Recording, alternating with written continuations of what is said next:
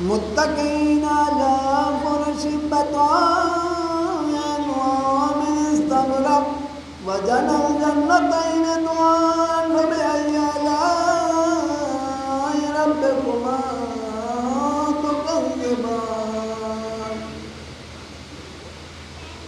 فيهن قاصرات الطرف لم يطمثهن إنس قبلهم ولا جان فبأي آلاء ربكما تكذبان كأنهن الياقوت والمرجان فبأي آلاء ربكما تكذبان الجزاء الإحسان إلا الإحسان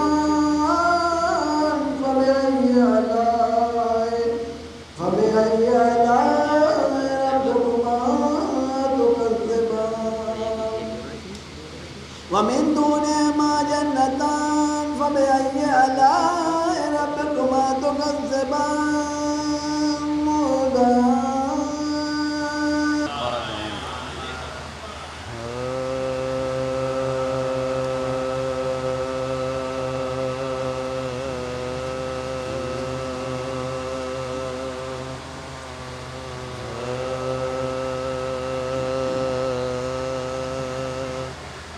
عزا کا پیش جو تو نے بچھا دیا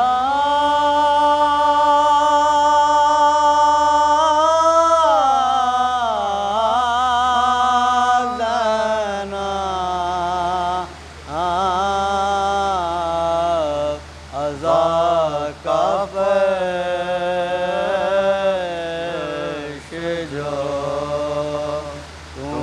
بچھا دیا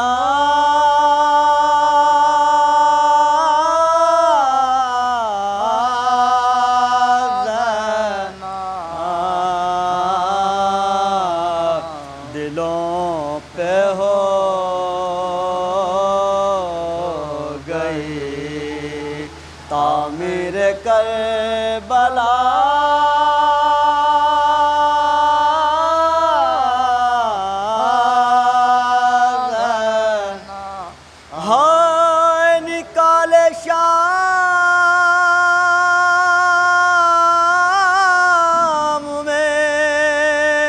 حق وہ راستے تو نے یزید بھول گیا اپنا راستہ یزید بھول گیا اپنا راستہ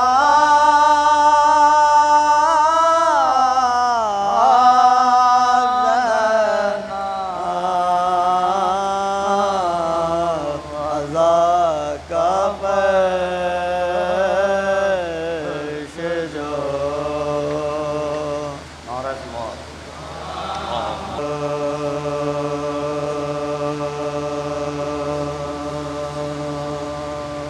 ہو گئے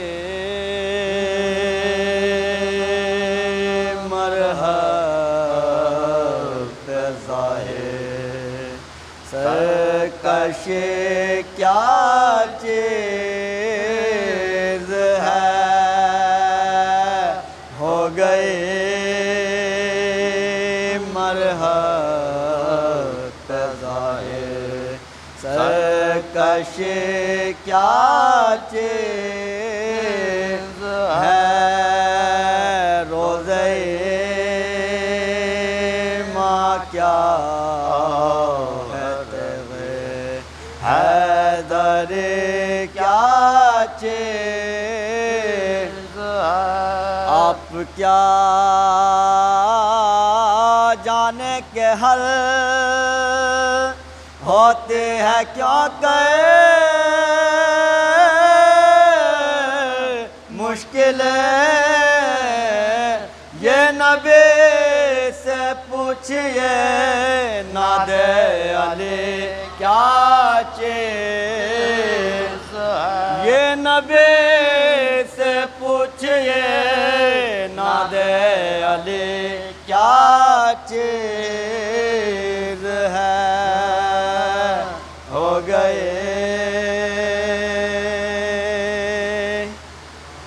सलावत मोहम्मद वाला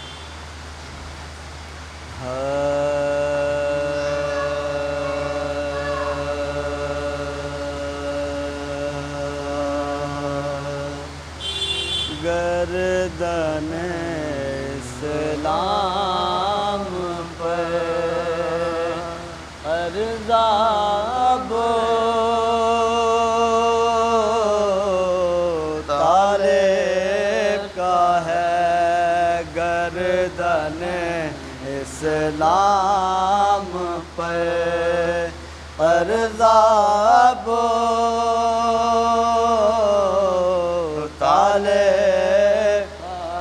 खून जितना भी बहा साराबो तालिब का है गर्दन इस्लाम पे कर्ज़ाबो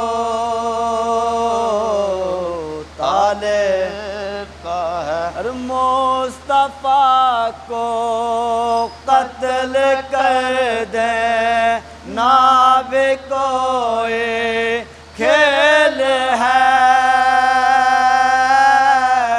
मुस्तफ़ा को कत्ल कर दे नाबे कोई खेल है कुफ्र को है मोड़ पर खतराबो तालिब का है गर्दन इस्लाम पर कर्ज़ाबो तालिब का है अर्श वाले आ नहीं सकते कभी काफ़िर के घर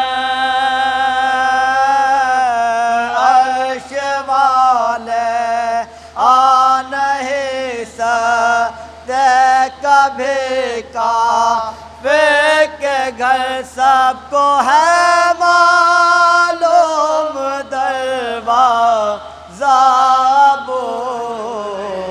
तालिब का है गर्दन इस्लाम पर कर्ज़ाबो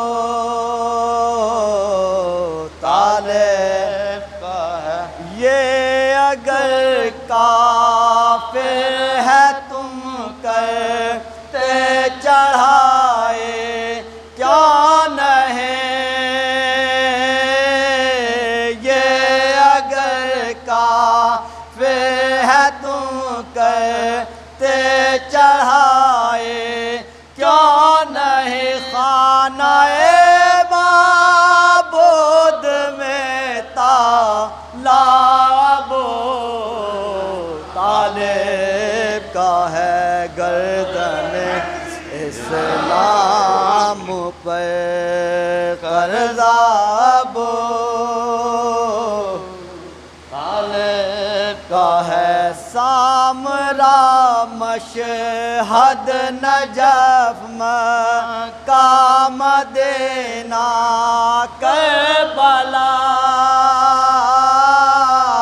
Samra Mashhad Najaf Mecca Medina Karbala किस कदर फैला हुआ रक़बाबो तालिब का है गर्दन इस्लाम पर कर्ज़ाबो तालिब का है इसलिए अब्बास से तलवार ले ले शाह ने इसलिए अब्बास से तलवार ले ले शाह ने जानते थे भाई में गो साबो तालिब का है गर्दन इस्लाम پر عذاب و طالب کا ہے جو تبرک بٹ رہا ہے مجلس شبیر میں جو تبرک بٹ رہا ہے مجلس شبیر میں تا قیامت یہ بھی ایک صدقہ ابو طالب کا ہے گردن اسلام پر ابو طالب کا ہے مسجد کو ہو انور یا ہو وہ کر وہ بلا مسجد کو ہو انور یا ہو وہ کر وہ بلا زیر خنجر ہر جگہ سجدہ ابو طالب کا گردن اسلام پر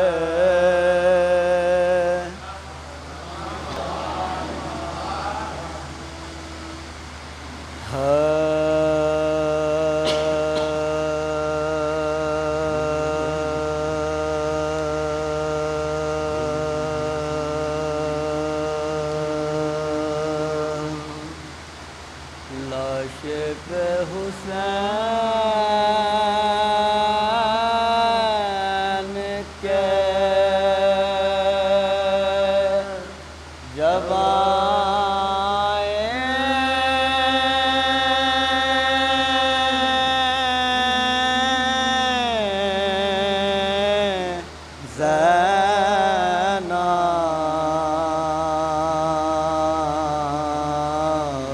لاش پہ حسین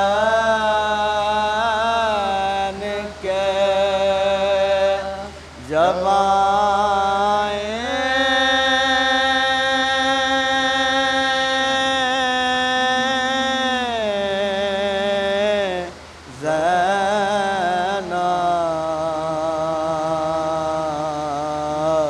آفت کے سخن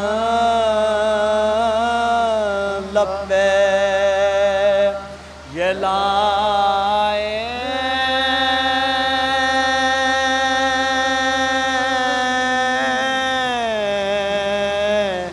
زینب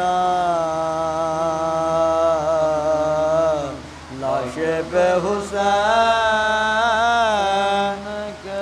بھائی نہ ملے گا کوئی تجھ سا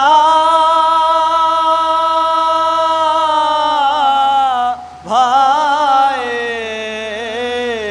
ڈھونڈیں گے اگر وہ کون دو یوسف ہے جو آوارہ وطن ہے وہ کون دو عیسیٰ ہے جو بیمار مہان ہے وہ کون دو گل رو ہے جو داغوں سے چمن ہے وہ کون دو سید ہے جو بے گور و کفن وہ کون دو بے کس ہے کہ فقر دو جہاں ہے وہ کون دو لاشیں ہے کہ دریا میں رواں ہے وہ کون دو یوسف ہے جو آوارہ وطن وہ کون دو مضطر ہے کوئی مجھ کو بتائے حارث نے تماچے جن بے جرم لگائے وہ کون مسافر ہے کہ پھر گھر میں نہ آئے؟ ہے کون وہ صابر کہ غالب پہ نہ لائے؟ وہ کون دا مہمان ہے مصیبت کے سفر میں، جن کی کہ ضیافت ہوئی جلات کے گھر میں؟ وہ کون دا یوسف ہے جو ہمارا وطن ہے؟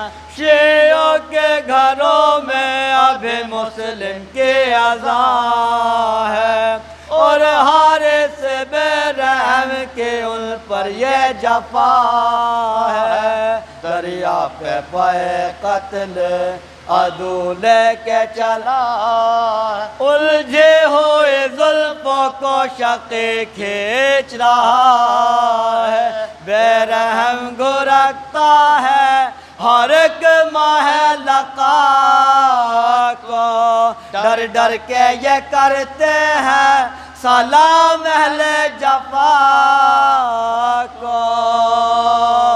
وہ کون دا یوسف ہے جو بے غور و کفن ہے؟ چھوٹے کو بڑا بھائی ہے بڑھ بڑھ کے بچاتا، ہر بار مصحف کی طرح بیچ میں آتا، رو دیتا ہے کچھ کہنے کا موقع نہیں پاتا، بے ساختہ ایک حرف زباں پر ہے بولاتا۔ سن حال غریبوں کا خدا کے لیے دام لے، اب ہم تیرے گھر میں کبھی آئے تو قسم لے۔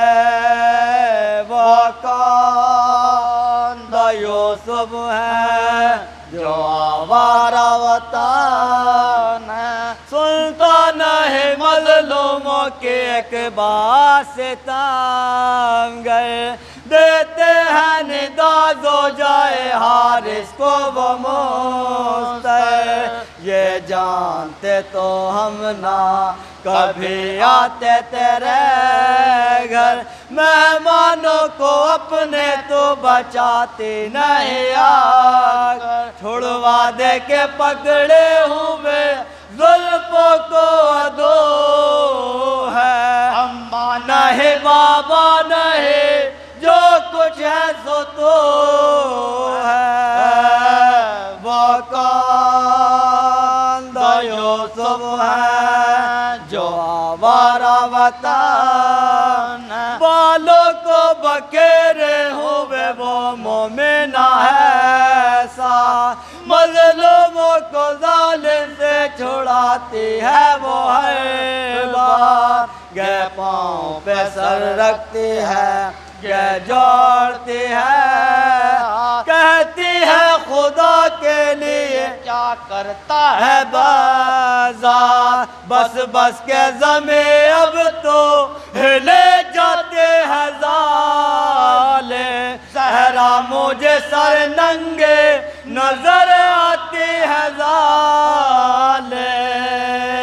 وہ کون دا یوسف ہے جو آوارہ وطن ہے؟ فرزند کو دے ہار سے ملعون تلوار، اور بولا کہ ان دونوں کا سر کاٹ لے ایک بار، دونوں کو لیے ساتھ بڑھا آگے وہ دیدہ، حسرت سے لگے دیکھنے اس کو یہ خوشا، اس نے کہا کیا دیکھتے ہو سر پہ قضا ہے، بابا نے میرے قتل کا فرمان دیا ہے۔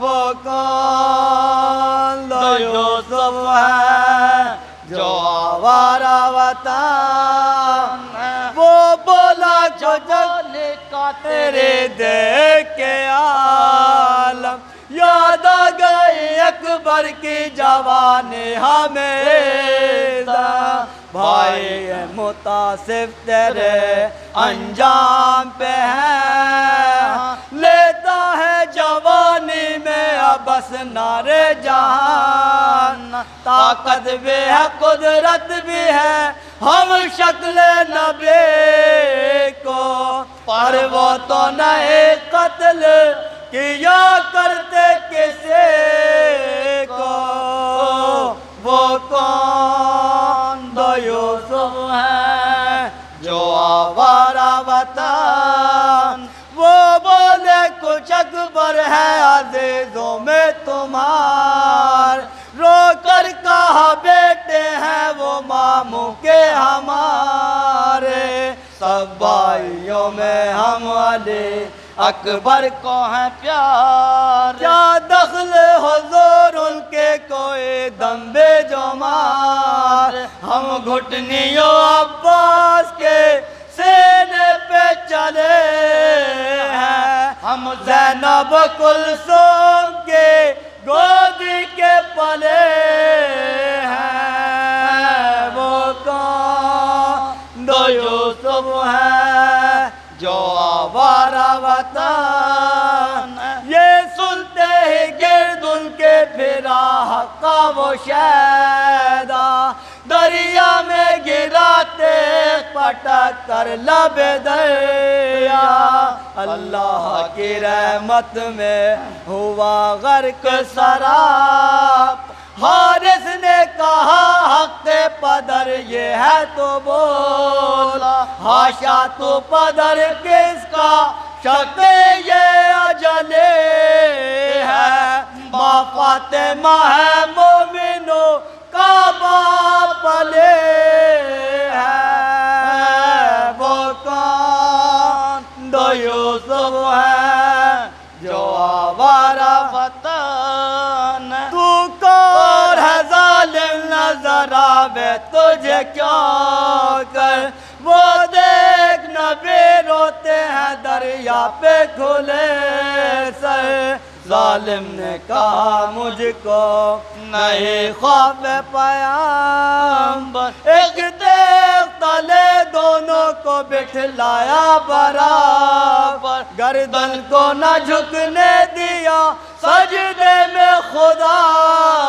کے سر کاٹا بڑے بھائی کا چھوٹے کو دکھا کے وہ کون دو یوسف ہے جو آوارہ وطن سر پاس رکھا لاش کو دریا میں بہایا بھائی کے گلے کا جو لہو خاک پہ پایا الفت سے برادر کا لہو جوش میں آیا تب جوڑ کے ہاتھ اس نے یہ قاتل کو سنا پوچھو یہ لہو کرتے سے تلوار جھکا دے لوٹوں میں بڑے بھائی کے خون میں جو رضا دے وہ کون دو یوسف ہے جو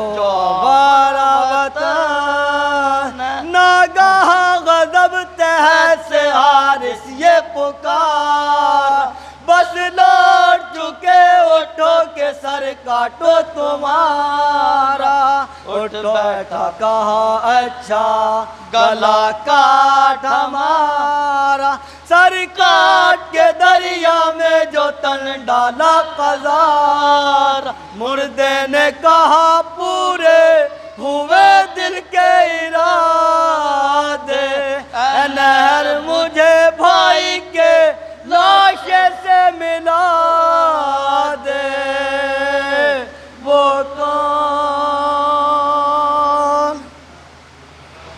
حوصلہ ہم سب کا مثل میثم تمار ہو اے خدا ہر دل میں حب حیدر کرار ہو حوصلہ ہم سب کا مثل میثم تمار ہو اور مدح مولا میں زباں جاوید کی چلتی رہے منزل شمشیر ہو چاہے عروج دار ہو، منزل شمشیر ہو چاہے عروج دار ہو۔ باواز بلند نعرے صلوات پڑھتے ہیں آپ لوگ۔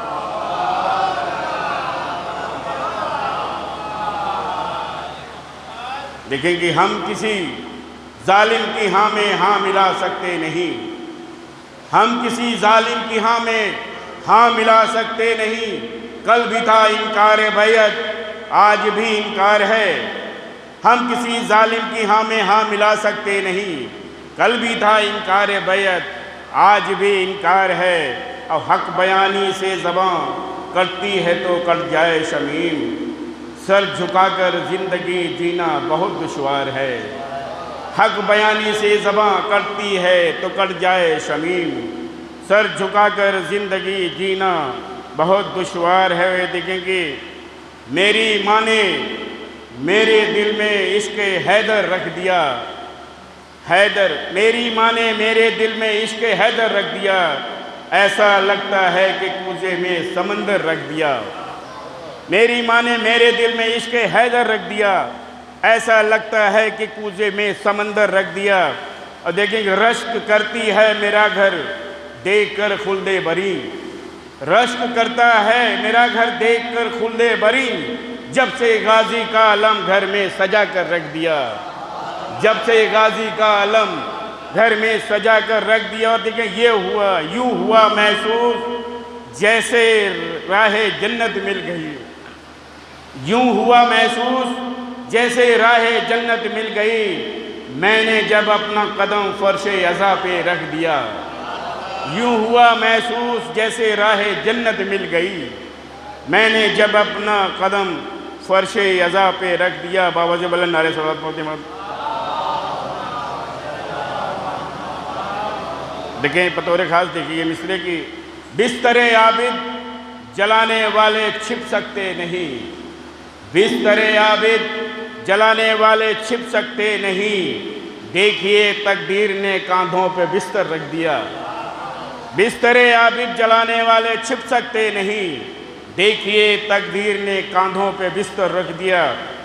اور دیکھیں کہ بطور خاص کہ بچے کسی فقیر سے پالے نہ جائیں گے، مولانا صاحب بطور خاص دیکھیں کہ بچے کسی فقیر سے پالے نہ جائیں گے، منہ تک علی بغیر نوالے نہ جائیں گے، بچے کسی فقیر سے پالے نہ جائیں گے، منہ تک علی بغیر نوالے نہ جائیں گے، لب کھول تو رہے ہو، لب کھول تو رہے ہو خلاف ازا بہت، لب کھول تو رہے ہو خلاف ازا بہت، گر پڑ گئے چھالے، گر پڑ گئے زبان پہ چھالے تو نہ جائیں گے، جب گر پڑ گئے زبان پر چھالے نہ جائیں گے، ارے میسم ہی رہنے دو ہمیں چھیڑو نہ اس قدر، مختار بن گئے تو سنبھالے نہ جائیں گے، میسم ہی رہنے دو ہمیں چھیڑو نہ اس قدر، مختار بن گئے تو سنبھالے نہ جائیں گے، بر محمد وال محمد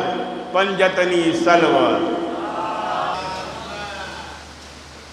مجلس کی طرف سے کیونکہ یہ ایک اصال ثواب کی مجلس ہے اور ایک ماں کے اصال ثواب کے لیے تو ماں کے حوالے سے فقط آپ لوگوں کو پیش نظر کر رہا ہوں، سماعت کر لیں کہ ماں کی عظمت سے بغاوت جو کسی صورت کرے، ماں کی عظمت سے بغاوت جو کسی صورت کرے، اس کو یہ حق ہی نہیں کہ خواہش جنت کرے، ماں کی عظمت سے بغاوت جو کسی صورت کرے، اس کو یہ حق ہی نہیں کہ خواہش جنت کرے، ہوتے ہیں عذاب پیچھے بعد میں راہ نجات، ہوتے ہیں عذاب پیچھے بعد میں راہ نجات، ماں کی خواہش کے مطابق ماں کی جو خدمت کرے، ماں کی خواہش کے مطابق ماں کی جو خدمت کرے۔ ایک نعرہ تکبیر میں دیجیے۔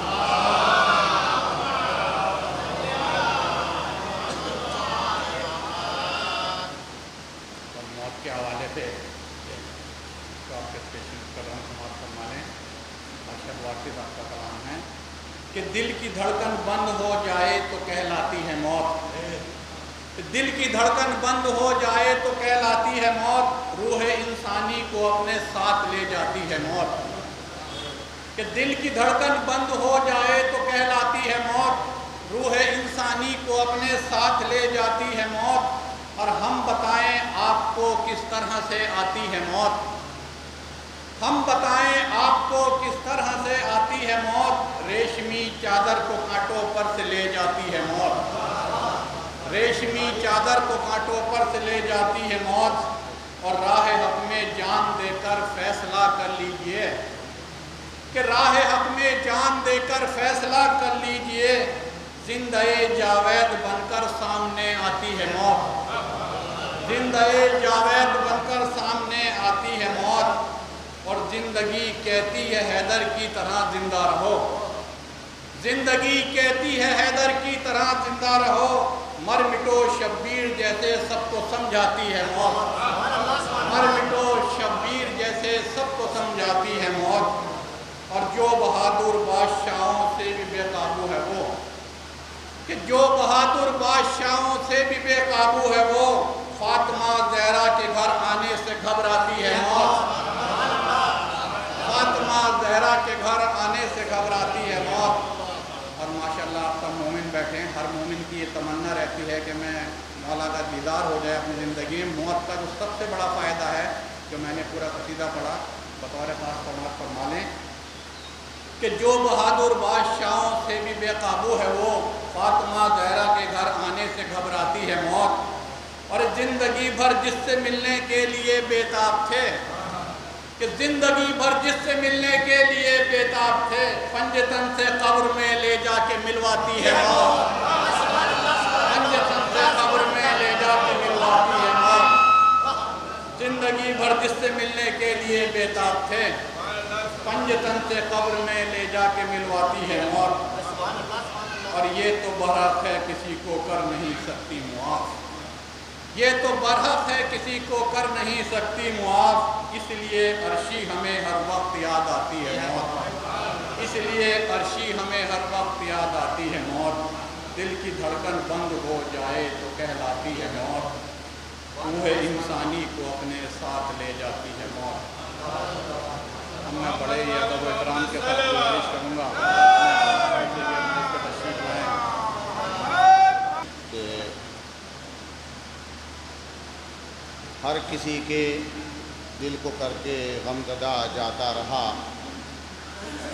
ہر کسی کے دل کو کر کے غمزدہ جاتا رہا، دھڑکنوں میں بسنے والا دلربا جاتا رہا، اور چھوڑ کر موج تلاطم میں سفینہ دفعتاً غمزدہ کر کے سبھی کو رہنما جاتا رہا، غمزدہ کر کے سبھی کو رہنما جاتا رہا۔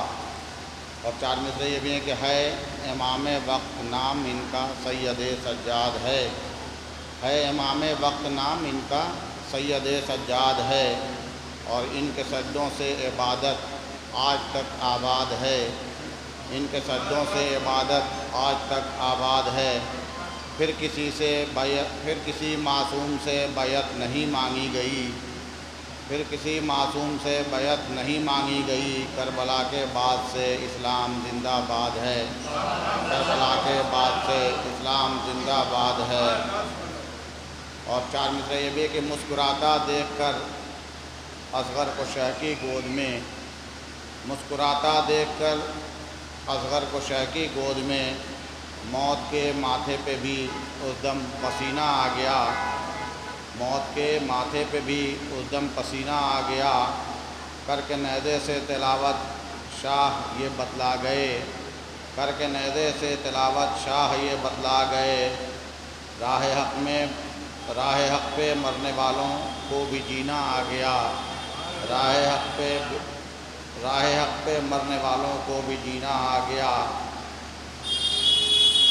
اور چند مسلسل اشعار ہیں کہ ابو طالب کے بیٹوں نے خدا کا دین بچایا ہے، ابو طالب کے بیٹوں نے خدا کا دین بچایا ہے، بڑی قربانیوں کے بعد یہ اسلام پایا ہے، بڑی قربانیوں کے بعد یہ اسلام پایا ہے، اور ہماری قوم زہرا کی دعا ہے اور تمنا ہے، ہماری قوم زہرا کی دعا ہے اور تمنا ہے، ہمارے سر پہ قائم حضرت قائم کا سایہ ہے، ہمارے سر پہ قائم حضرت قائم کا سایہ ہے۔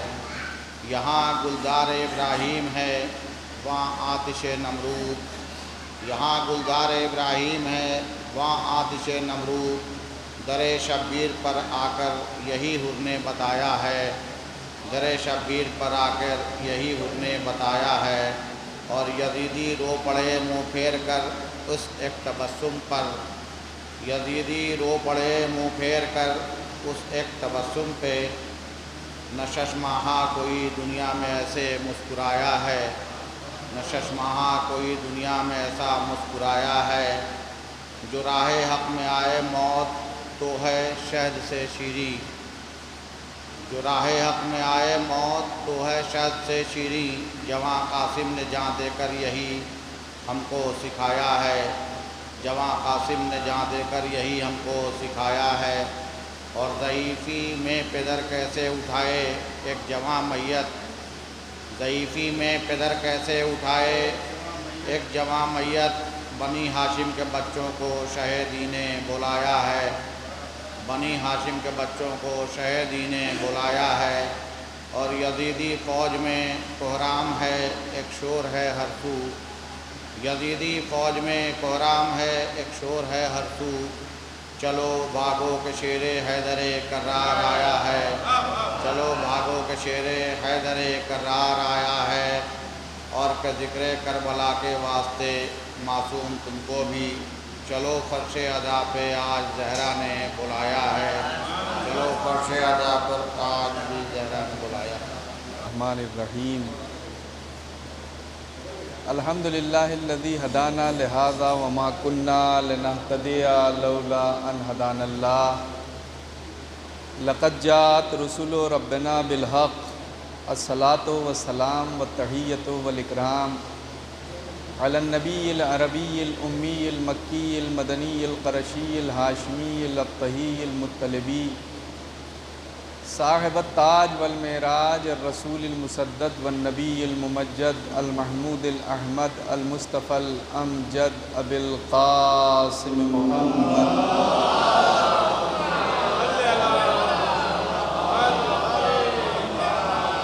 وعلی اہل بیتہ الطیبین الطاہرین المعصومین المظلومین المنتجبین المنتخبین، ولعنۃ اللہ علی اعدائہم وغاصبی حقوقہم ومنکری فضائلہم ومصائبہم وسخاوتہم وشجاعتہم وولایتہم وطہارتہم وعظمتہم وعطشہم اجمعین، من الآن الی قیام یوم الدین، اما بعد فقط قال اللہ تعالی فی قرآن الکریم، بسم اللہ الرحمن الرحیم، انا ہدیناہ السبیل اما شاکرا و اما کفورا، صلوات بھیجے محمد۔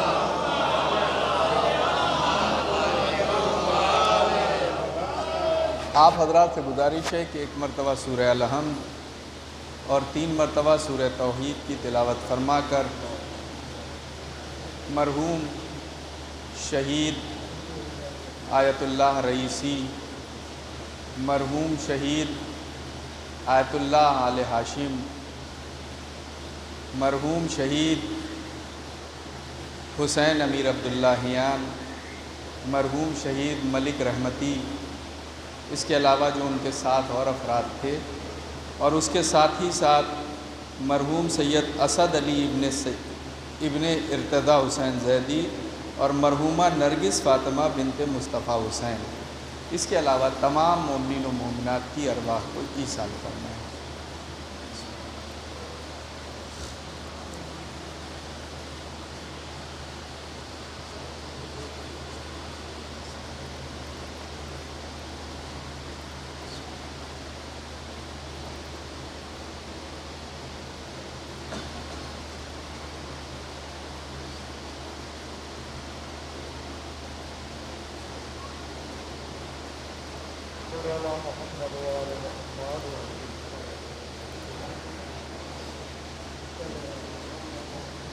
ایک بار بآواز بلند نعرہ صلوات۔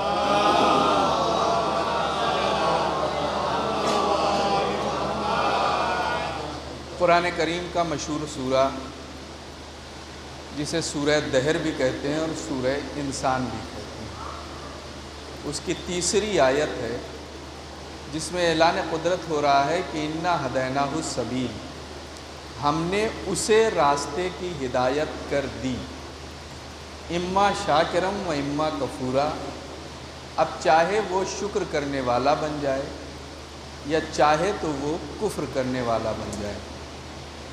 اللہ نے اس کائنات میں انسان کو صاحب اختیار بنا کے بھیجا ہے، مجبور بنا کے نہیں بھیجا۔ دیکھیے خلقت کے اعتبار سے اس کی مجبور مخلوقات بھی آپ کو دکھ جائیں گے، معصوم ہے مگر مجبور ہے، ملک، فرشتہ، اس کے پاس نفس نام کی کوئی چیز ہے ہی نہیں۔ پروردگار نے اسے عصمت دے کے پیدا کیا ہے، جو سجدے میں ہے سجدے میں، جو رکوع میں ہے رکوع میں۔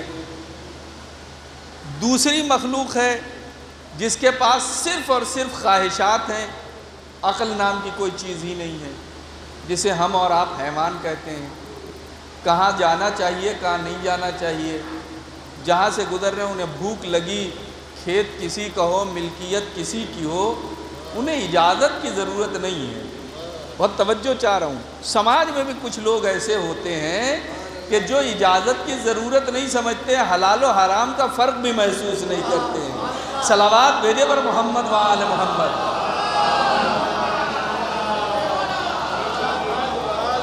صاحب یہ دو طرح کی مخلوق ہو گئی، لیکن جب قدرت نے ایک تیسری مخلوق بنائی جس میں ان دونوں کی خاصیت پائی جاتی ہے، عقل اس نے ادھر سے لی، شہوت اس نے ادھر سے لی، اور جب اسے ملا کے ایک مخلوق بنائی تو کہا انا ہدیناہ السبیل، ہم نے اسے راستے کی ہدایت کر دی۔ اچھا سوال یہ اٹھتا ہے کہ جو کچھ بھی قرآن کریم میں ہے، کیسے یقین آئے کہ قرآن میں جو کچھ ہے وہ سب صحیح ہے؟ سوال ہے۔ سارے مسلمانوں کا دعویٰ ہے کہ قیامت تک کے لیے قرآن کا کوئی جواب نہیں ہو سکتا، معجزہ ہے، اس کے جواب نہیں آ سکتا۔ قیامت تک کے لیے یہ کتاب ہے، دعویٰ ہے نا سب کا۔ دلیل کیا ہے؟ دنیا میں بہت ساری کتابیں ہیں، مسلمان نہ مانے تو اس کا ایمان چلا جائے گا، لیکن غیر مسلمان سوال کر لے کہ صاحب آپ کے پاس جو کہتے ہیں کہ قرآن قیامت تک کے لیے دلیل ہے، حجت ہے، معجزہ ہے، تو اس کی دلیل کیا ہے آپ کے پاس؟ صاحب قرآن نے ایک دلیل نہیں دی ہے، 3 دلیلیں دی ہیں خود اپنے معجزہ ہونے پر۔ بہت توجہ چاہ رہا ہوں، قرآن نے دلیل دی ہے۔ ایک تو زبان کا معجزہ ہے، ایک صلوات بھیجے پر محمد والا۔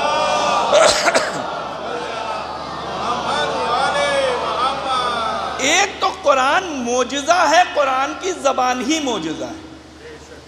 دنیا میں جتنے بھی کلام ہوتے ہیں وہ یا نظم میں ہوتے ہیں یا نثر میں ہوتے ہیں۔ ابھی اس سے پہلے نظم کا سلسلہ چل رہا تھا، آپ اشعار میں چیزوں کو سن رہے تھے، اب یہ تقریر ہو رہی ہے، نثر کا سلسلہ ہے۔ تو 2 ہی قسمیں تھیں، یا نظم یا نثر، یا پروز یا پوئٹری، تیسری کوئی قسم نہیں تھی نا۔ لیکن اب قرآن کو آپ اٹھا کے پڑھیے، وہی سورہ آپ کو نظم کا بھی مزہ دے گا، وہی سورہ آپ کو نثر کا بھی مزہ دے گا۔ بسم اللہ الرحمن الرحیم، اذا زلزلت الارض زلزالها واخرجت الارض اثقالها وقال الانسان ما لها یومئذ تحدث اخبارها۔ اسے نظم کہیں گے یا نثر؟ گویا قدرت کہہ رہی ہے کہ 2 قسموں سے تیسری تو ہم نے ایجاد کر دی، اب جواب قرآن لانا ہے تو کوئی 4تھی قسم ایجاد کر کے تو دکھاؤ۔ ایک صلوات بھیجے پر محمد و آل محمد۔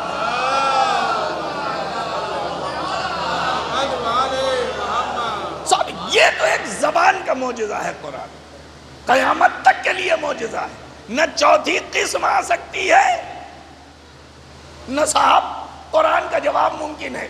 تو ایک تو یہ قسم ہو گئی جہاں قرآن دلیل دے رہا ہے، زبان قرآن قیامت تک کے لیے دلیل بن رہی۔ اچھا دوسری کیسے ثابت ہو؟ تو قرآن خود ایک دعویٰ کر رہا ہے، اعلان ہوتا ہے بسم اللہ الرحمن الرحیم لو اجتمعت الجن والانس الا یاتوا بمثل هذا القرآن لا یاتون بمثلہ ولو کان بعضهم لبعض ظہیرا. اگر تمام انسان اور جنات اس بات پر متحد ہو جائیں کہ وہ اس کتاب جیسی کوئی دوسری کتاب لے آئیں گے تو نہیں لا سکتے ہیں، اگرچہ وہ ایک دوسرے کی مدد کر رہے ہوں. بہت توجہ. اور یہ جو دعویٰ ہو رہا ہے یہ اس دور کے لیے نہیں تھا، قیامت تک کے لیے دعویٰ ہے. گویا قدرت کہہ رہی ہے کہ اگر تم یہ کہتے ہو کہ یہ الہی کلام نہیں ہے تو اس جیسی کوئی کتاب لے آؤ. قرآن کے 114 سورے ہیں صاحب، 114 سوروں کا جواب لے آئیے.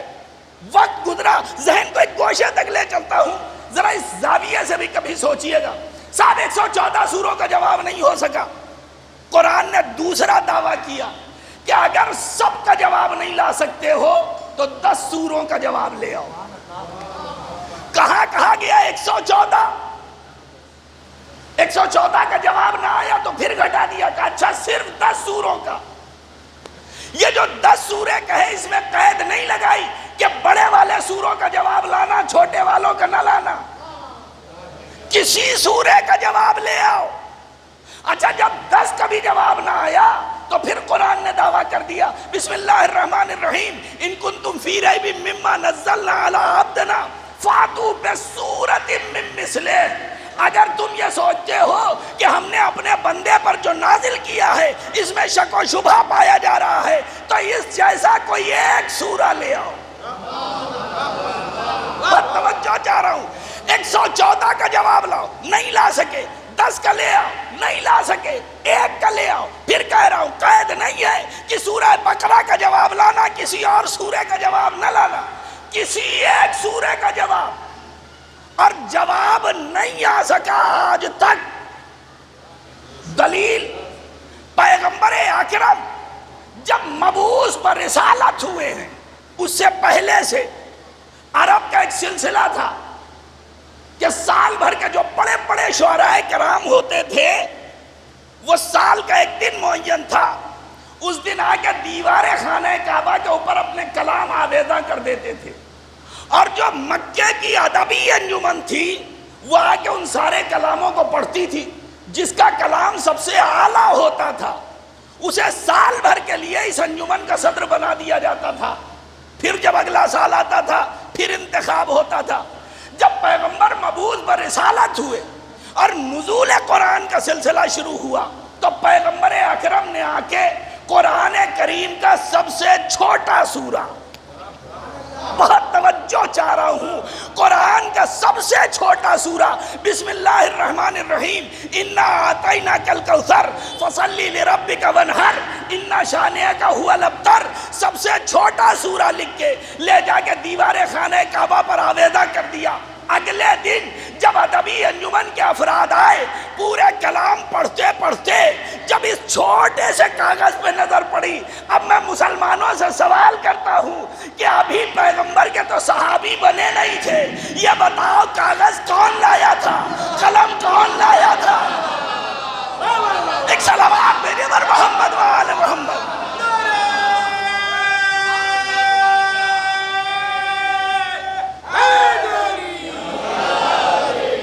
تو صاحب سب سے چھوٹا سورہ حضور نے سب سے چھوٹا سورہ لے جا کے دیوار کعبہ پر آویزاں کر دیا.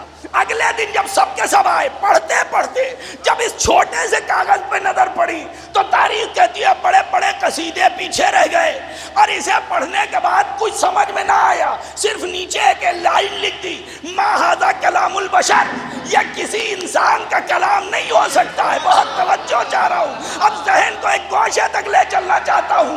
جب دشمنوں کے بڑے بڑے کلاموں کی یلغار کے مقابلے میں پیغمبر کو معجزہ لانا ہوا تو بڑے سورے نہیں لائے، جو سب سے چھوٹا سورہ تھا اسے لے کے آئے ہیں. اب کربلا میں جناب علی اصغر کی اہمیت کو سمجھیے. حسین دشمن کے مقابلے میں سب سے چھوٹا سورہ. ایک صلوات بھیجے پر محمد و آل محمد.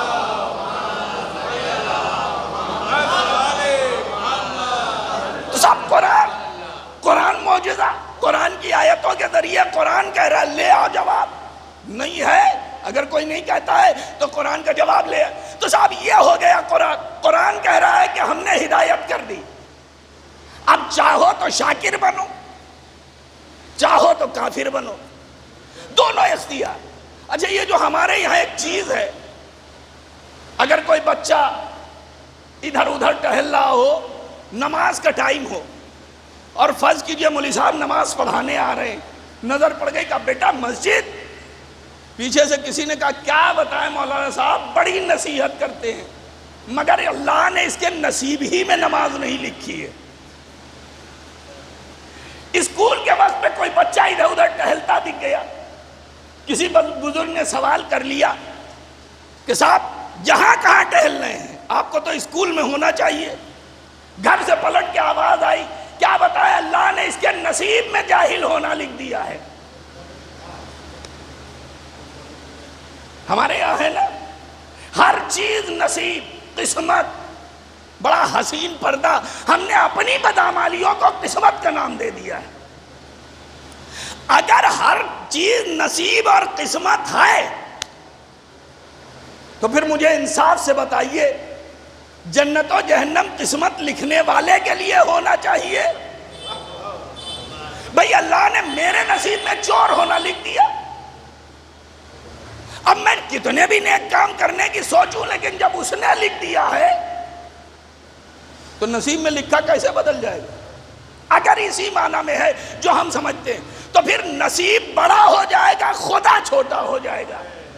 اور ہم نے خدا کی خدائی میں ایسے بندے دیکھے ہیں کہ نبی کہہ رہے ہیں اولاد نہیں ہے، حسین کہہ رہے ہیں نانا ایک دیا، دو دیا، تین دیا. اب جب بندوں کا اتنا اختیار، اب دنیا کہتی ہے صاحب یہ تو آپ نانا نواسے میں ٹکراؤ کر دے رہے ہیں. نانا کہہ رہے ہیں نہیں ہے، حسین کہہ رہے ہیں میں نے دیا. صاحب ٹکراؤ نہیں ہے، نبی بھی صحیح کہہ رہے ہیں، حسین بھی صحیح کہہ رہے ہیں. نبی وہ کہہ رہے ہیں جو ابھی لکھا ہوا ہے، حسین وہ کہہ رہے ہیں جو لکھا جانے والا ہے. ایک صلوات پہ جبر محمد وآل محمد.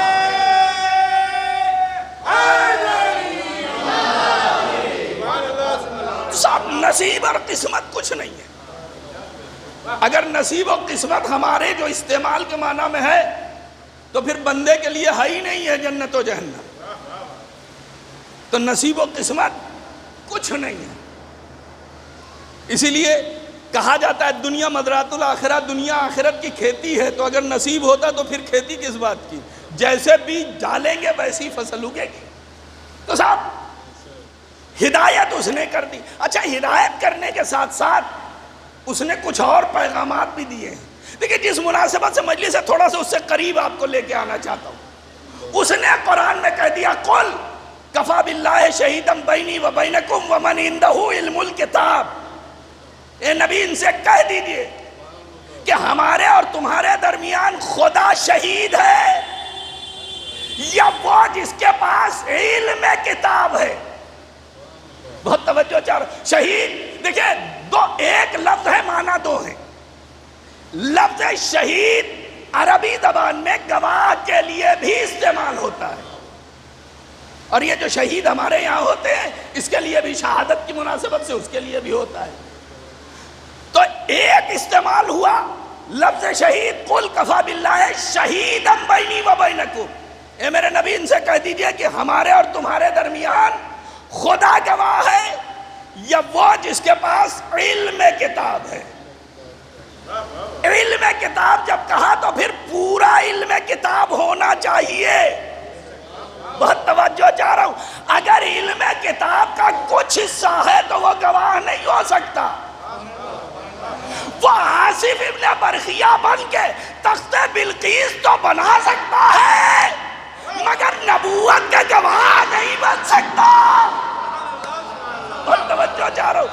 وہی بنے گا جس کے پاس علم کتاب ہو. اسی لیے پیغمبر 40 سال انتظار کرتے رہے کہ علم کتاب لے کے کوئی آ جائے جو نبوت کے گواہ بن کے گواہی دے.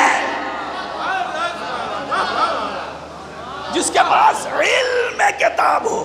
اچھا صاحب یہ علم کتاب مولا کائنات میں تمام نہیں ہو گیا ہے. اگر علم کتاب تمام ہو گیا ہوتا تو نو کے سنا سے تقریر ہوتی, تلاوت قرآن نہ ہوتی. تلاوت قرآن کر کے بتا دیا باپ وارث تھا, گود میں قرآن پڑھ رہا ہے, بیٹا وارث ہے, نو کے سنا پر قرآن پڑھ رہا ہے. ایک صلوات میرے بر محمد و آل محمد. تو صاحب ایک یہ شہید یہ بمانے گواہ, ہر چیز پر گواہ ہے وہ. اس لیے کہ پیغمبر نے آیت نے فرق نہیں کیا ہے پیغمبر سے کہ کہہ دیجئے کچھ میں اللہ گواہ کچھ میں وہ گواہ. جہاں جہاں خدا گواہ وہاں جس کے پاس علم کتاب ہے وہ گواہ. دونوں برابر گواہ ہیں. شاید اسی لیے اللہ نے پیغمبر کو وسیع اپنے گھر سے دیا تھا کہ خدا کا خدا بھی گواہ ہو, خدا کے گھر سے ملنے والا بھی گواہ ہو. مل جل کے ایک صلوات بھیجے پر محمد و آل محمد. تو یہ شہید گواہ ہے. اور جو دوسرا جسے ہم آپ شہید کہتے ہیں جس کی مناسبت سے مجلس ہے, جب اس معیار کے لوگ ہوتے ہیں تو پھر قرآن کی آیت کہتی ہے وَلَا تَقُولُوا لِمَنْ يُقْتَلُ فِي سَبِيلِ اللَّهِ أَمْوَاتٌ بَلْ أَحْيَاءٌ عِنْدَ رَبِّهِمْ يُرْزَقُونَ. جو لوگ اللہ کی راہ میں قتل کر دیے گئے انہیں ہرگز مردہ مت کہو, کہنے پہ پابندی لگائی گئی, بلکہ وہ زندہ ہیں اور اپنے رب کے پاس سے رزق پاتے ہیں. پہلا مرحلہ جو اللہ کی راہ میں قتل کر دیے گئے, قید نہیں لگائی گئی کہ جا کے میدان جنگ میں قتل ہوئے ہوں. اللہ کی راہ میں گھر کے دروازے پہ قتل ہوا تب بھی شہید, میدان جنگ میں قتل ہوا تب بھی شہید. یہاں کہنے پہ پابندی لگائی گئی. لیکن دوسری آیت نے تو آ کے قیامت ڈھا دی. وَلَا تَحْسَبَنَّ الَّذِينَ قُتِلُوا فِي سَبِيلِ اللَّهِ أَمْوَاتٌ بَلْ أَحْيَاءٌ عِنْدَ رَبِّهِمْ يُرْزَقُونَ.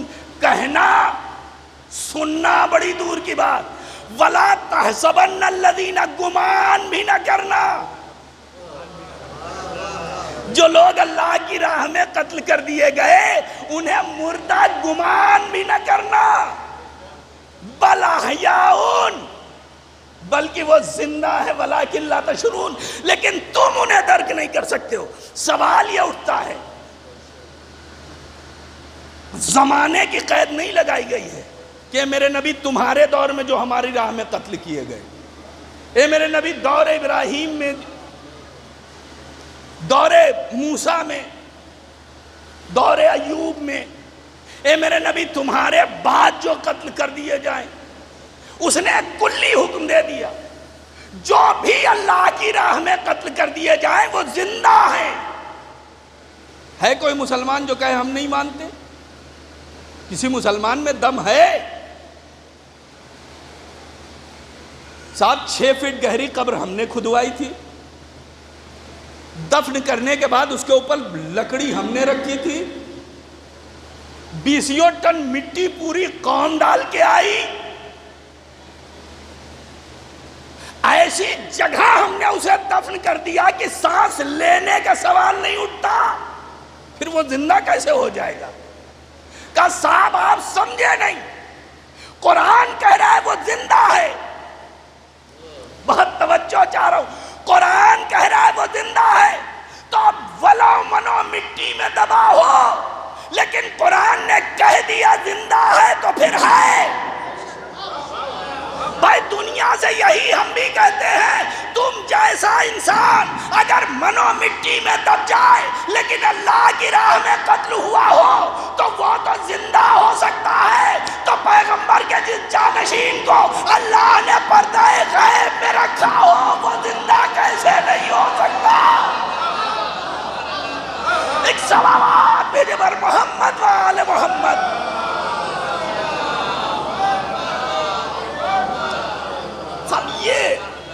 جو اس کی راہ میں قتل کیے گئے۔ اچھا یہ جو قتل ہوئے ہیں یہ اپنے لیے تو قتل نہیں ہوئے، یقین جانیے ایک ایران اگر آج کی دنیا میں باطل کے ہاتھ پہ اپنا ہاتھ رکھ دے تو پھر دنیا میں انہیں کسی کا خوف نہیں ہے، کسی کا خوف نہیں ہے، اس لیے کہ جو ان 57 ممالک میں تقریباً 53-54 اور ہیں وہ بالکل ویسے ہی ہیں جیسے ہمارے یہاں کہا جاتا ہے کہ ان کی گھر واپسی مشکل نہیں ہے، ہمیں خطرہ محرم منانے والوں سے، یہی مسئلہ وہاں بھی ہے، ان سے خطرہ نہیں ہے، اس لیے کہ ان کے درمیان تو انہوں نے اپنی ایک ناجائز اولاد بٹھا دی، سب نے جا کے اس کے ہاتھوں پر بیعت کر لی۔ ایک ہے جو جانوں پہ جانے دے رہا ہے لیکن آج بھی کہہ رہا ہے نہ کل ہمارے جد نے بیعت کی تھی نہ آج ہم بیعت کریں گے، ایک ہی ہے۔ اور نہ یقین ہو تو آپ دیکھ لیجئے، موجودہ دور میں دیکھ لیجئے، اچھا دنیا کے اتنے ممالک ہیں سب کو گھٹنوں پہ لے آئے،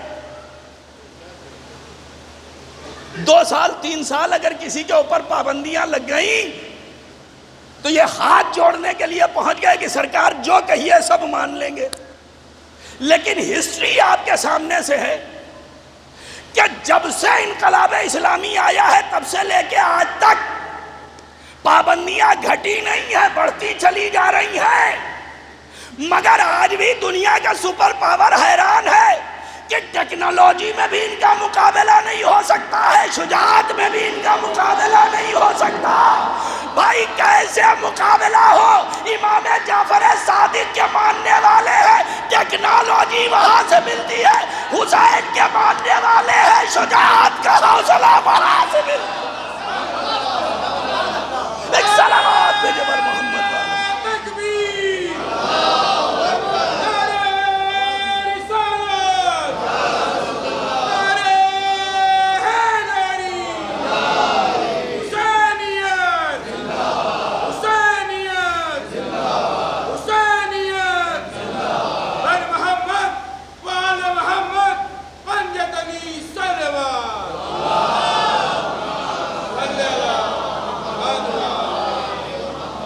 یہ ان کے ماننے والے اور دنیا کی اکلوتی قوم، آپ نے کسی دنیا میں ہمارے علاوہ، حد یہ ہے مسلمانوں میں بھی جا کے دیکھ لیجئے، کسی کے انتقال سے پہلے گھر میں کفن آ جائے تو اسے نحس مانا جاتا ہے۔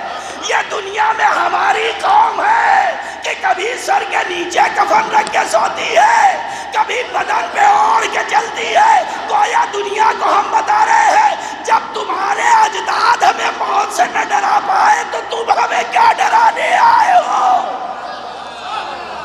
ایک سلامات میرے بر محمد و آل محمد۔ جس قوم کا اوڑھنا بچھونا موت ہو، مجھے سید مقام احمد سید حسن نصر اللہ نے ایک جملہ کہا تھا جب کچھ سال پہلے یہ حالات خراب ہونے لگے تھے، تل ابیب میں ایک پروٹیسٹ ہوا تھا، اس میں یہودیوں نے پلے کارڈ اٹھا رکھا تھا، Khyber was last chance for you, Khyber تمہارے لیے آخری موقع تھا۔ سید حسن نصر اللہ آج بھی میزائلیں مار کے بتا رہے ہیں نہ کل جد کی ذوالفقار روک پائے تھے نہ آج ہماری تلواریں روک سکتے ہو۔ صلوات بھیجے بر محمد و آل محمد۔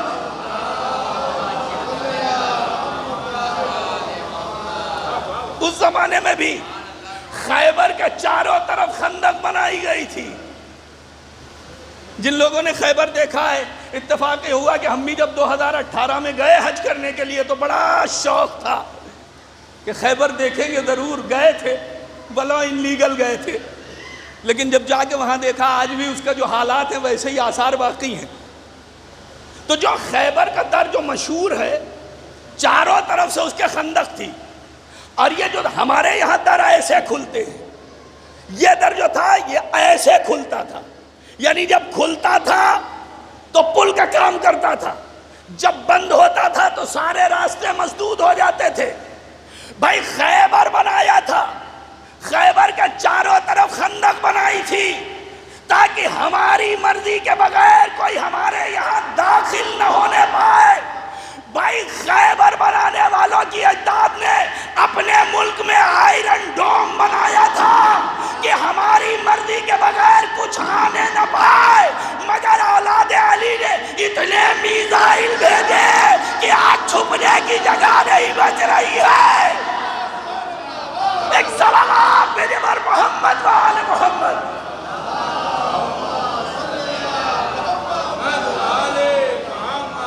یہ بتا رہے ہیں دیکھو تم کون ہو, ہم کون ہیں.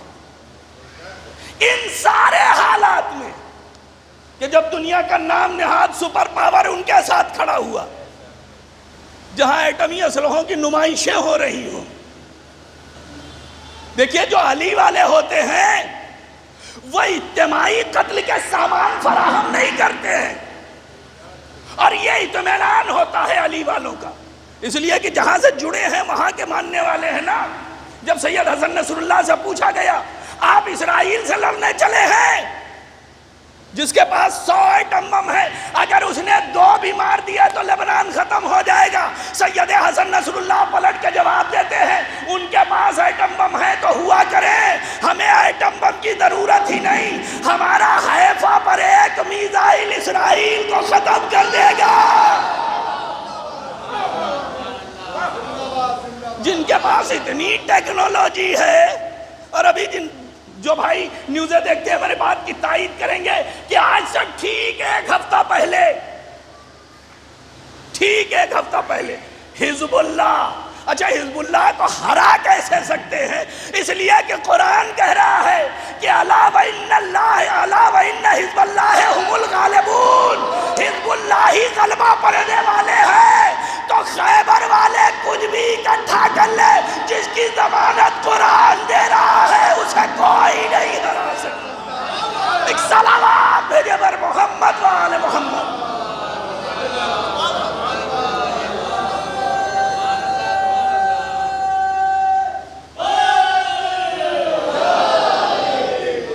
سارے صاحب بڑی تیاریاں تھیں, 100 ایٹم بم ہیں, ہم پوری اسلامی دنیا کو تہس نہس کر دیں گے.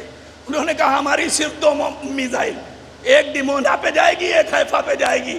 صاحب اتنا سنتے ہی ادھر سے چڑھائی کی تیاریاں ہوئی, ادھر سے انہوں نے کچھ نہ کیا, اپنا ایک بہت ادنا سا شاہکار پیش کر دیا کہ جتنی ان کی ایٹمک سائٹس تھی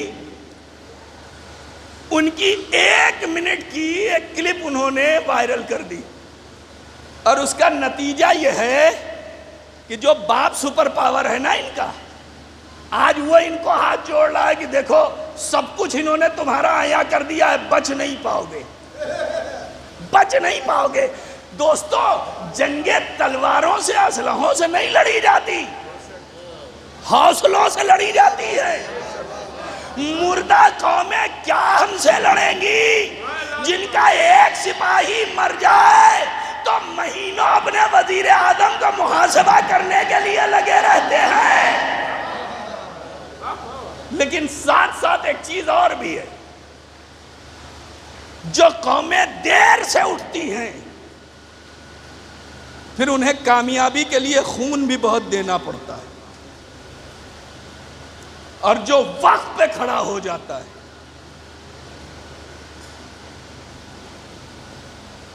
79 میں انقلاب آیا, 79, اور تب سے لے کے آج تک جن کی نظر میں تاریخ ہے, جب ایران کا اسلامی انقلاب آیا ہے تو ماچس بھی فرانس سے امپورٹ ہوتی تھی.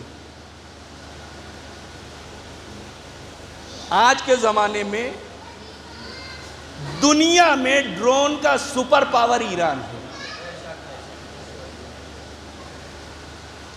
42 سال کی پابندیوں کے بعد میزائلیں اپنی بنائی ہوئی, اور آج کا میڈیا یہ کہہ رہا تھا, یعنی جو آج کا دن گزرا ہے اس میں جو رپورٹ لیک ہوئی ہے کہ ایران کے پاس اتنا یورینیم ہے کہ وہ سال بھر تک 5 ایٹم بم روز بنا سکتا ہے. رپورٹ دیکھ لیجئے گا، ساری چیزیں موجود ہیں. سب یہ طاقت ہے جب جذبہ ہوتا ہے، اور جب دشمن آپ کے حوصلوں کا مقابلہ نہیں کر پاتا ہے تو پھر مکر پہ اتر آتا ہے.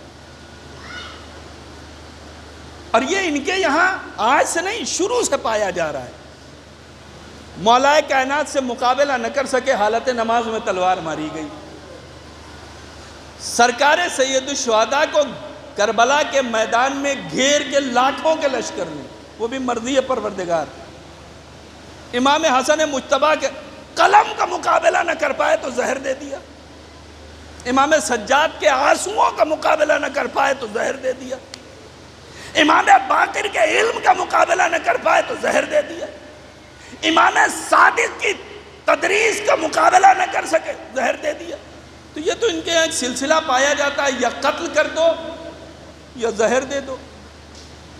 پوری دنیا نے دیکھا آج جو انسانیت کے علمبردار بنے ہوئے ہیں، خود ان کے بنائے ہوئے قانون جس کے اوپر یہ پوری دنیا کو نصیحت دیتے تھے کہ جب شام میں ایرانی کونسلیٹ کے اوپر میزائل مارے گئے تو اب ان کے منہ سے آواز نہیں نکل رہی تھی کہ عالمی قوانین کی خلاف ورزی ہو رہی ہے.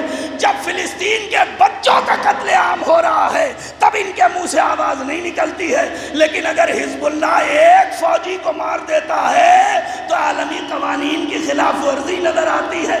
یہ خلاف ورزی کا بہانہ ہے، نہ یہ کل حوصلوں سے جیت پائے تھے، نہ یہ آج حوصلوں سے جیت پا رہے ہیں.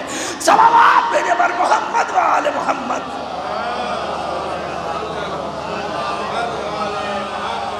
اور کہ وہ اپنی چیزوں میں کامیاب نہیں ہوتے تو پھر ان کا حربہ ہوتا ہے قتل کر دو.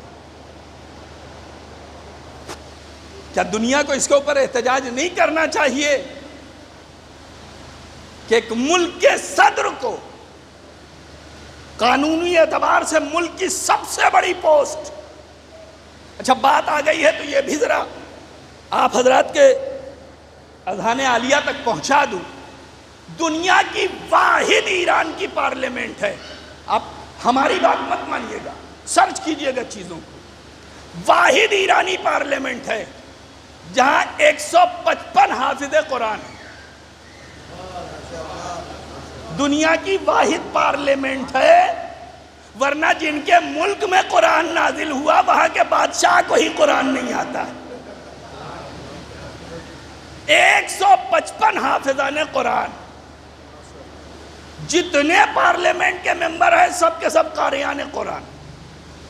اور ہمارے ملک جیسا نہیں ہے کہ وزیر اسے بناؤ جو اپنا سائن بھی نہ کرنا جانتا ہو تاکہ وہ سمجھ ہی نہ سکے کہ ہم کس مدعے پر اس سے سائن کروا رہے ہیں.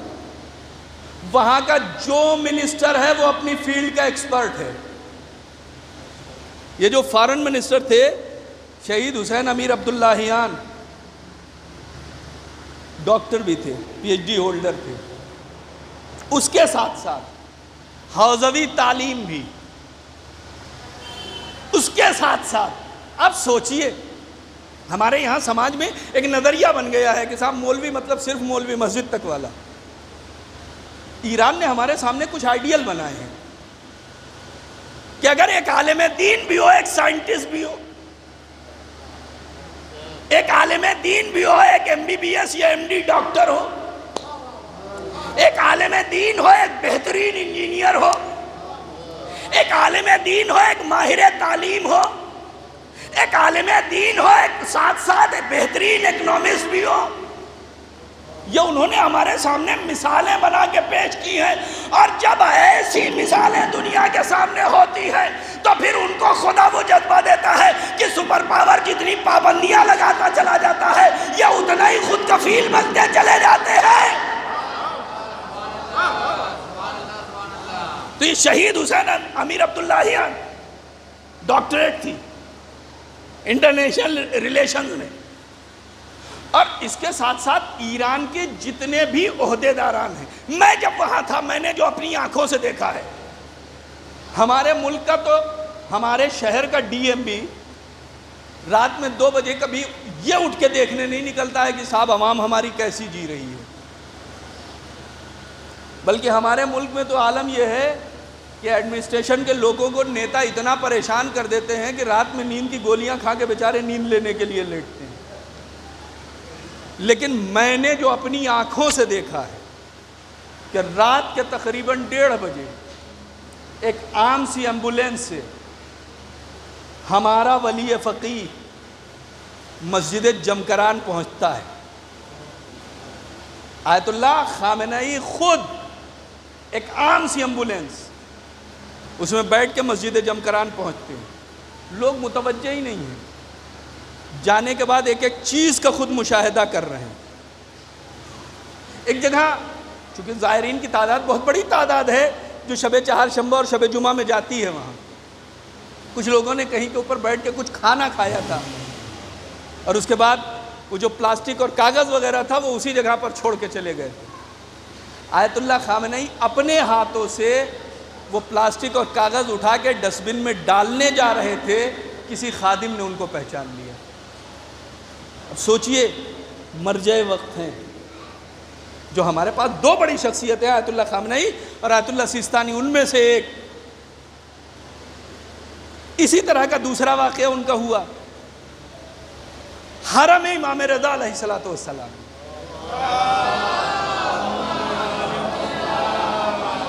بغیر اطلاع جاتے ہیں، خود ایک ایک چیز کا مشاہدہ کرتے ہیں کہ واقعاً جو زائرین کی خدمات ہیں وہ واقعاً انجام دی جا رہی ہیں نہیں دی جا رہی ہیں۔ دوستو جب ایسے علماء ہوتے ہیں تب بڑی دنیا کی بڑی ہستیاں، چاہے وہ آیت اللہ خامنئی ہو چاہے وہ آیت اللہ سیستانی ہو، دو شخصیتیں ہیں، دونوں شخصیتوں سے جب بڑی شخصیتیں ملی تو پھر انہوں نے ان کے بارے میں جو اظہار خیال کیا ہے، جب روس کے صدر ولادیمیر پوتین آئے ہیں اور خامنئی صاحب سے مل کے واپس گئے ہیں اور ان کے ملک میں ایک رپورٹر نے ان سے یہ پوچھا کہ یہ بتاؤ جب تم ایران کے سپریم لیڈر سے ملے تھے تو تمہیں کیسا محسوس ہوا؟ انہوں نے کہا کہ میں نے بائبل پڑھی ہے، میں نے عیسیٰ کو دیکھا تو نہیں تھا لیکن مجھے یہ لگا کہ اگر عیسیٰ وجود میں ہمارے سامنے آئے تو انہی جیسے بن کے آئیں گے۔ یہ روس کا صدر ہے کہ جب آیت اللہ خامنئی سے ملتا ہے تو انہیں جناب عیسیٰ سے شباہت دیتا ہے، تو پھر دنیا کا جو عیسائی مسلک کا سب سے بڑا پاپ ہے، جب وہ دنیا میں کسی عالم سے ملنے کے لیے نکلتا ہے تو محلوں میں رہنے والوں کے پاس نہیں جاتا ہے، نجف کے ٹوٹے ہوئے ایک چھوٹے سے گھر میں ملنے کے لیے جاتا ہے۔ صاحب میں نے ان دونوں بیانوں کو ملایا، بہت توجہ چاہ رہا ہوں، آخری بات اور ربط مصائب، میں نے دونوں کے بیانوں کو ملایا۔ وہ یہ کہہ رہا ہے کہ اگر آج کی دنیا میں عیسیٰ آ جائیں تو خامنئی صاحب کے پیرائے میں ہوں گے۔ ادھر جب پاپ ملنے کے لیے آیت اللہ سیستانی کے در پہ جاتا ہے، دنیا کا اکلوتا موقع ہے کہ جہاں پاپ نکل کے کسی مذہبی رہنما سے ملنے گیا ہے، ورنہ دنیا کے رہبر اس سے ملنے جاتے ہیں، وہ کسی سے ملنے نہیں جاتا۔ اچھا ملنے بھی گیا تو اقلیت در اقلیت کے رہبر سے ملنے گیا، اکثریت والوں کے یہاں ملنے نہ گیا۔ بھائی تاریخ ایک ہی اشارہ کرتی ہے کہ جب وہ ظہور فرمائیں گے تو امام آخری نماز پڑھائیں گے، عیسیٰ پیچھے نماز پڑھیں گے۔ یہ باپ ملنے نہیں گیا تھا، یاد دہانی کرنے گیا تھا۔ ہم عیسیٰ کی سنت والے نماز پڑھنے کے لیے تیار ہیں، آپ دعا کیجئے نماز پڑھانے والے ہیں۔ ایک صلوات ہے پر محمد و آل محمد۔ یہ اور جب ہیں تو پھر علمی معیار بھی ویسا ہی ہے۔ علمی معیار اس درجے کا ہے کہ جس چیز کی ملک کو ضرورت ہے تم پابندی لگاتے جاؤ، ہم خود کفیل بنتے چلے جائیں گے، اور ہم ہی خود کفیل نہیں بنیں گے۔ جو سپر پاور کے مقابلے کا دوسرا سپر پاور ہے نا، ہم اس سے مانگنے نہیں جائیں گے، وہ ہم سے مانگنے آئے گا۔ توجہ چاہ رہا ہوں. ورنہ سوچئے سائنس اور ٹیکنالوجی میں جہاں 5th جنریشن فائٹر پلین بن رہے ہوں، ان کے لیے ڈرون بنانا. لیکن یہ ادھر کی دین ہے کہ ان کے بنائے والوں کو اڑانے کے لیے انسان چاہیے ہے. ہم تمہیں وہ تعلیم دے رہے ہیں کہ تم اپنے ملک سے جہاں بیٹھ کے جو چاہو کر سکتے ہو. یہ اور کیوں نہ یہ جذبہ ہو؟ اس لیے کہ جب انسان علم پہ جاتا ہے، اور جو شہید ہوئے ہیں ان میں 2 شخصیتیں وہ ہیں جو آیت اللہ ہیں. آیت اللہ سید محمد علی آل ہاشم، آیت اللہ رئیسی. اور یہ معمولی شخصیت نہیں تھے. آیت اللہ خامنئی کی نظر انتخاب اپنی حیات میں اگر کسی شخص کو مستحکم کرنے کی تھی تو پہلے آیت اللہ ہاشمی شاہرودی تھے. لیکن ان کے انتقال کے بعد جس طرح سے آغا چاہتے تھے کہ دنیا کی آنکھوں میں آنکھیں ڈال کے بات کرنے والا کوئی ہو. بڑی کم مدت کے لیے پریسیڈنٹ رہے ہیں، لیکن اس کم مدت میں پوری دنیا نے ان کی طاقت بھی دیکھ لی. ایک ہی جملہ کہا تھا کہ اب وہ زمانہ گزر گیا جب مار کے بھاگ جایا کرتے تھے. اب مارنے آؤ گے تو اس سے پہلے تم کچھ کر پاؤ تم خود مار کھا جاؤ گے. اور جو اپنی طاقت کا، جن کی طاقت کا پوری دنیا میں شہرا تھا، وہ ایران کی فوج تو بڑی دور کی بات، حزب اللہ تو بڑی دور کی بات، حوثی تو بڑی دور کی بات، عراق کی ریزسٹنس فورسز تو بڑی دور کی بات، مٹھی بھر حماس کے لوگ ہیں کہ جنہوں نے 7 مہینے سے جینا حرام کر رکھا ہے. جو علی کے غلاموں کے غلام سے نہ جیت پائے ہو، وہ دنیا کیا مقابلہ کرے گی؟ لیکن وہی ہوتا ہے جب کامیاب نہیں ہوتے ہیں تو پھر حربہ ہوتا ہے چھپ کے وار کرنا. اور وہی چیزیں ہوئی حالات کے تقاضے کے اعتبار سے. اور اس کے بعد پھر یہ تو خدا اور معصومین کے علاوہ یہ کسی کے ماننے والے نہیں ہیں نا، کسی در پہ سجدہ نہیں کرتے ہیں. تو پھر آج آپ دیکھ لیجئے کسی کو ریڈ سی چھوڑ کے بھاگنا پڑ رہا ہے، کسی کو بلیک سی چھوڑ کے بھاگنا پڑ رہا ہے. سوچئے جن کا شعرا یہ تھا کہ ہمارا ایک ڈسٹرائر کہیں کھڑا ہو جائے گا تو 10 ملک ہم سے گھبرائیں گے. یمن کے حوثی مٹھی بھر ہیں، حکومت نہیں ہے، مٹھی بھر، اور جنہیں کہا جاتا ہے دنیا کے بدو ترین. انہوں نے ایسا میزائل بنا لیا کہ جو ان کے ڈسٹرائر شپ تھے یا تو ڈسٹرائے ہو گئے یا چھوڑ کے بھاگ گئے. یہ طاقت ہے، ایمان کی طاقت. انشاءاللہ کبھی اگر زندگی رہی تو یمنیوں کے ساتھ جو کچھ ہوا ہے وہ بھی کسی مجلس میں آپ کے ساتھ عرض کروں گا اگر زندگی رہی. تو یہ ان کے ماننے والے ہیں. جان جاتی ہے تو چلی جائے، گھر لٹتا ہے تو لٹ جائے. ہم نے جب ان کی راہ میں قدم رکھ دیا ہے تو پھر اب مقصد سے ذرہ برابر ادھر ادھر نہیں ہو سکتے. مرحب کی اولادوں نے للکار دیا تھا نا، تو پھر اب علی کی اولادوں کے لیے ضروری ہے کہ جو جد نے کیا تھا وہی پھر کرے. اور وہ مرحب کی اولادیں ہیں کہ جن کا کام ہے چھپ کے وار کرنا. کسی قوم کے افراد کو تو قتل کیا جا سکتا ہے لیکن ان کی فکر کو نہیں تبدیل کیا جا سکتا. اور یہ سوچ ہمارے پاس کربلا سے آئی ہے. کربلا میں افراد تو قتل کر دیے گئے مگر سوچ نہیں ختم کی جا سکی. بہت توجہ چاہ رہا ہوں، غور کیجئے گا کبھی اس پر. افراد ختم ہو گئے، قتل ہو گئے، سوچ کو نہیں روکا جا سکا. اور پھر اس کا نتیجہ یہ ہوا کہ 1 سال پہلے جنہیں قیدی بنا کے لائے تھے 1 سال بعد انہیں ہی باعزت و احترام رخصت کر رہے ہیں. جب سوچ مضبوط ہوتی تو پھر دنیا آپ کے قدموں کو آپ کے راستے سے ہٹا نہیں سکتی. اور جو بھی علی کے در پہ آ جاتا ہے یہ کمال ان کے در کا ہے کہ جو ان کے در پہ آ گیا پھر وہ اس طرح سے مطمئن ہو جاتا ہے کہ اب موت اس پر آ پڑے یا وہ موت پہ جا پڑے. چاہنے والوں کی مجلس ہے، تذکرہ کسی چاہنے ہی والے کا ہو. تاریخ بتاتی ہے کہ جب کربلا میں قافلہ پہنچ گیا ہے، قافلہ پہنچ گیا، ایام اعداء قریب آ گیا، محرم میں برابر آپ مصائب سنیں گے.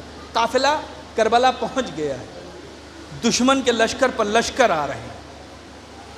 تاریخ کہتی ہے کہ خیام حسینی کے اطراف میں گھوڑوں کو اس طرح سے دوڑایا جا رہا تھا کہ زمین کربلا لرزنے لگتی تھی.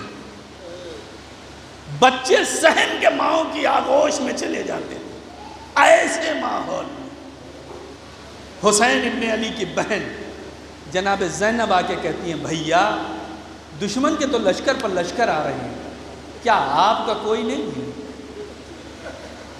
اے بھیا کیا آپ کا کوئی مددگار نہیں ہے؟ امام حسین نے قلم و کاغذ لیا، ایک خط لکھا ہے، من الحسین الغریب الی رجل فقیہ حبیب ابن مظاہر. حسین ابن علی کی طرف سے مرد فقیہ حبیب ابن مظاہر کے لیے. تاریخ بتاتی ہے حسین نے خط لکھ کے بھیج دیا، اے حبیب کربلا میں دشمنوں کے نرغے میں گھر گئے ہو، اے حبیب اگر مدد کرنا چاہتے ہو تو کربلا آ جاؤ. روایتیں لکھتی ہیں کہ ادھر حبیب ابن مظاہر اپنے گھر میں بیٹھے زوجہ کے ساتھ میں گفتگو تھے اور طعام نوش کر رہے تھے. ایک مرتبہ لقمہ گلوگیر ہوا، زوجہ کہتی ہے ایسا لگتا ہے کوئی قاصد آنے والا ہے. ابھی گفتگو ہو رہی تھی کہ دروازے پر دق الباب ہوا. حبیب اٹھ کے آئے، کیا دیکھا کہ سامنے نامور کھڑا ہوا ہے. جیسے ہی اس نے بتایا میں حسین کا قاصد ہوں، خط کو لیا، آنکھوں سے لگایا، سر پہ رکھا، چوما، لے کے گھر میں آئے. زوجہ پوچھتی ہے کیا ہوا؟ کہ حسین کا خط آیا ہے. کیا لکھا ہے میرے آقا نے؟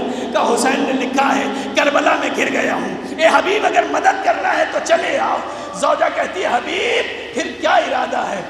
حبیب آزمانے کے لیے کہتے ہیں کوفے کے حالات دگرگوں ہیں، مشوش ہوں کہ کیا کروں. زوجہ کہتی ہے وائے ہو تم پر، نبی کا نواسا مدد کرنے کے لیے بلائے اور تمہیں جانے میں تاخیر ہو رہی ہے. حبیب نے غلام کو بلایا، اے غلام میری سواری کو لے کے فلاں جگہ پر چلا جا، میں آؤں گا اور وہاں سے مدد کرنے کے لیے چلا جاؤں گا. روایتیں کہتی ہیں کہ غلام گھوڑا لے کے گیا. حبیب کو پہنچنے میں کچھ دیر ہوئی، جب پہنچے ہیں تو غلام گھوڑے سے کہہ رہا تھا اے راہوار اگر آقا نہ آئے تو میں سوار ہو کے مدد کے لیے چلوں گا. حبیب نے سر و سینہ پیٹ لیا، اللہ اللہ یہ دن آ گئے کہ اب غلام بھی حسین کی نصرت کے لیے جانا چاہتا. جزاکم اللہ خیر الجزا، خدا کسی غم میں نہ رلائے. لیجئے عزیز و حبیب کربلا کی طرف چلے. ادھر عاشور کا دن ہے، صبح کا ہنگام ہے. حسین ایک ایک صحابی کو نشان دے رہے ہیں. جب سب کو علم دیے جا چکے، ایک پرچم بچا. حسین نے کہا اسے رکھ دو، اس کا وارث آنے والا ہے.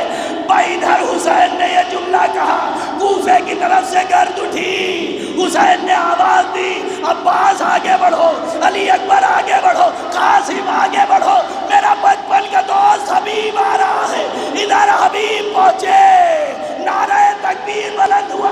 زینب نے فضہ کو بلایا، اے فضہ جا کے پتا کر کے آ کہ یہ خوشی کیسی ہے. فضہ واپس گئی، اے بی بی آقا کے بچپن کے دوست آئے ہیں. اے فضہ جا کے حبیب سے میرا سلام کہہ دے اور شکریہ ادا کر دینا کہ وقت مشکل میرے بھیا کی مدد کے لیے آیا. حبیب نے سنا، منہ پر تماچے مارے، اللہ اللہ اب آقا زادیہ غلاموں کو سلام کہنا. میں کہوں گا حبیب یہ عاشور کی صبح ہے، ذرا عصر کے ہنگام کے بعد آ جانا. یہی بیویاں ہوں گی، سروں سے چادریں چھینی جا رہی ہوں گی، بیویاں آواز دے رہی ہوں گی ہم اہل بیت رسول ہمارا. وَسَيَعْلَمُ الَّذِينَ ظَلَمُوا أَيَّ مُنقَلِبٍ يَنقَلِبُونَ إِنَّا لِلَّهِ وَإِنَّا إِلَيْهِ رَاجِعُونَ. ردم بقضائه وتسلیما لامرہ لا معبود سوا کیا غیر سے مستغیثین رسول. پروردگارہ ہماری اس مختصر سی عبادت کو قبول فرما، ہمیں اعمال صالحہ کی توفیق عطا فرما. جو مقروض